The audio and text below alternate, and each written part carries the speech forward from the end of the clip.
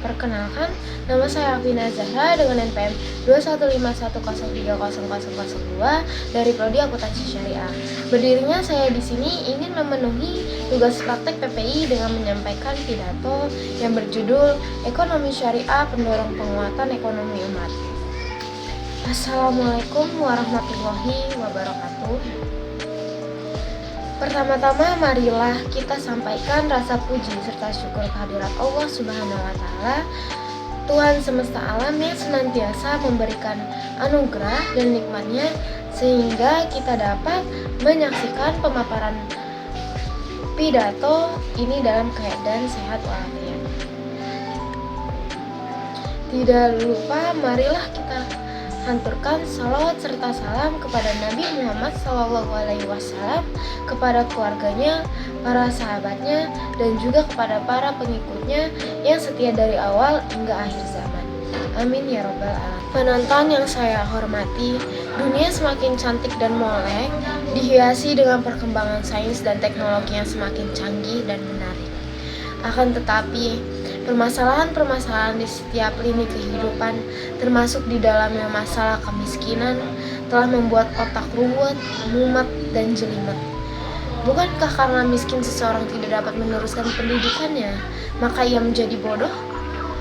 Bukankah karena miskin seseorang tidak dapat melihat dan mendengarkan berita-berita terkini atau headline news, maka ia menjadi terbelakang? Atau bukankah karena miskin seseorang dapat menjual akidahnya, maka ia menjadi kufur? Masalah ini terus dan terus berputar bagaikan lingkaran setan yang seolah-olah tidak dapat memecahkannya. Padahal Islam telah memberikan solusi konkret dengan cara ekonomi syariah pendorong penguatan ekonomi rakyat. Sebagaimana yang telah disyaratkan oleh Allah di dalam Al-Quran Surat Al-Baqarah ayat 275 yang berbunyi, orang-orang yang makan atau mengambil riba tidak dapat berdiri melainkan seperti berdirinya orang yang kemasukan syaitan lantaran tekanan penyakit gila. Keadaan mereka yang demikian itu adalah disebabkan mereka berkata atau berpendapat sesungguhnya jual beli itu sama dengan riba. Padahal Allah telah menghalalkan jual beli dan mengharamkan riba. Orang-orang yang telah sampai kepadanya larangan dari Tuhannya lalu terus berhenti dari mengambil riba, maka baginya apa yang telah diambilnya dahulu sebelum datang larangan dan urusannya adalah terserah kepada Allah. Orang yang mengurangi atau mengambil riba, maka orang itu adalah penghuni-penghuni neraka. Mereka kekal di dalamnya. Firman Allah yang baru kita simak bersama mengisyaratkan agar kita umat Islam memiliki ekonomi yang kuat. Mari kita kaji secara mendalam. Imam Ibnu Katsir di dalam kitabnya Tafsir Ibnu Katsir jilid ketiga menyebutkan bahwa sebab diturunkannya ayat ini berawal dari sebuah pertanyaan Sa'ad bin Abi Waqqas kepada Sayyidina Muhammad Rasulullah SAW.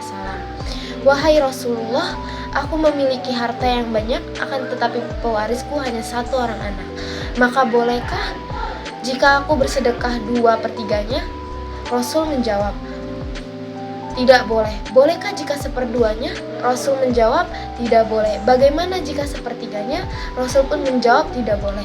Seraya melanjutkan perkataannya, sungguh aku mengharapkan jika engkau dapat mewarisi keturunan yang kaya dan berharta, dan itulah yang terbaik daripada engkau mewarisi keturunan yang lemah lagi pada serta hanya mengharapkan belas kasih orang lain.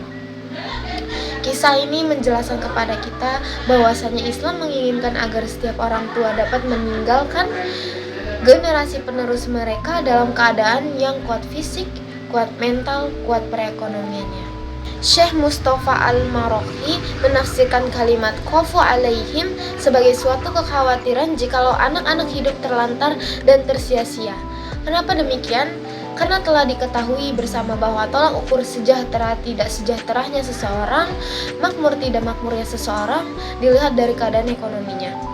Apabila ekonominya baik, maka apa yang menjadi hajat hidupnya akan mudah untuk didapatkan.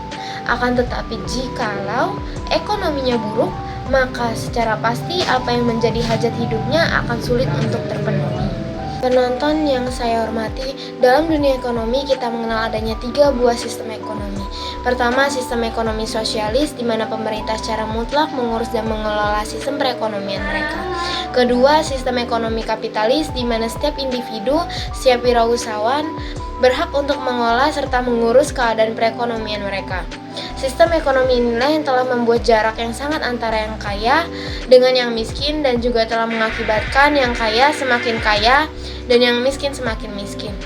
Dan yang ketiga, ada sistem ekonomi Islam, di mana dalam sistem ini yang diangkat ke permukaan adalah nilai-nilai ukhuwah dan nilai-nilai kebersamaan, dengan artian bahwa setiap orang harus saling tolong-menolong, yang kaya menolong yang miskin, yang kuat menolong yang lemah, tidak ada jarak di antara mereka, bahkan mereka merasa bahwa mereka bagaikan satu kesatuan yang tak dapat dipisahkan. Dari penjelasan ini, maka timbullah sebuah pertanyaan, bagaimana teknis untuk merealisasikan prinsip ini? Sebagai jawabannya, mari kita renungkan firman Allah dalam surat Az-Zariyat ayat 19. Yang artinya, dan pada harta-harta mereka ada hak untuk orang miskin yang meminta dan orang miskin yang tidak mendapat bagian. Hadirin dan hadirat yang saya hormati, firman Allah pada ayat ini dengan tegas dan jelas mengisyaratkan kepada kita bahwa memperdayaan ekonomi diproyeksikan demi kesejahteraan bersama. Islam menolak keras sistem ekonomi dalam perubahan monopoli, oligopoli, dan ekonomi yang diorientasikan hanya untuk kepentingan pribadi. Prinsip ini harus kita aplikasikan di negara kita, jikalau kita menginginkan negara kita menjadi negara yang maju dan damai. Apalagi jikalau kita perhatikan di negara kita Indonesia ini masih terdapat 37,5 juta jiwa umat manusia yang berada di bawah garis kemiskinan. Lalu berapa banyakkah umat Islamnya? Ternyata setelah diteliti oleh lembaga penelitian di Indonesia, terdapat lebih dari 30 juta jiwa umat Islam yang berada di bawah garis kemiskinan. Sebuah pertanyaan besar yang ada pada pikiran kita semua, mengapa umat Islam lebih banyak tenggelam dalam kemiskinan?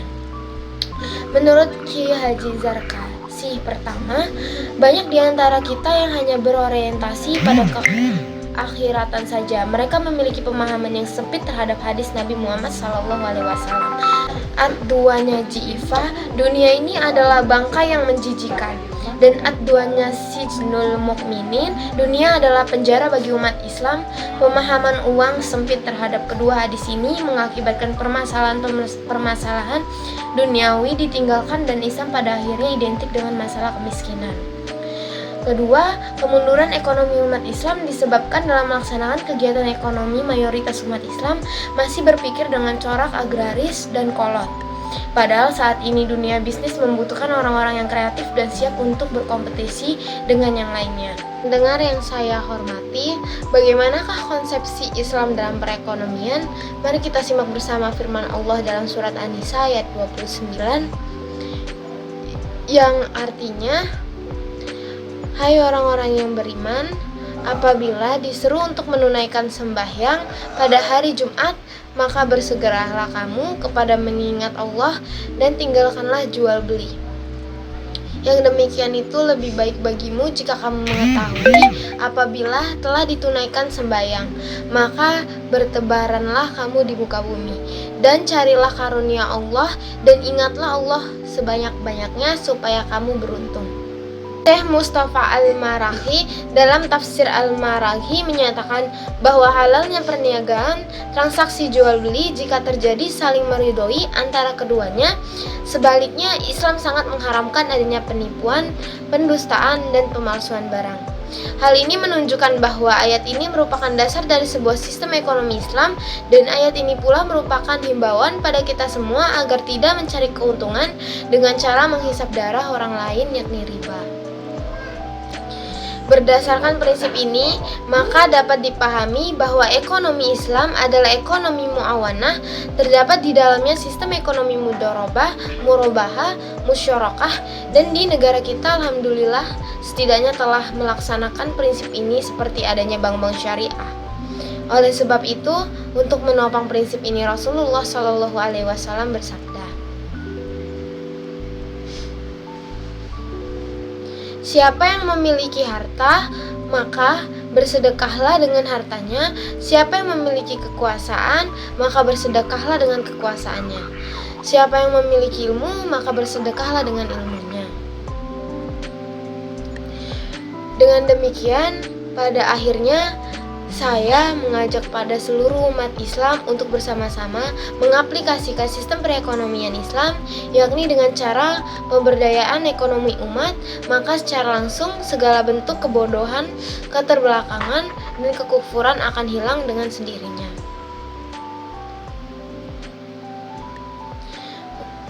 Untuk itu, marilah kita berdoa kepada Allah, semoga kita diberikan kemudahan dalam aktivitas kita. Amin ya robbal alamin. Dan pidato yang dapat saya sampaikan, akhirul kalam, wassalamualaikum warahmatullahi wabarakatuh.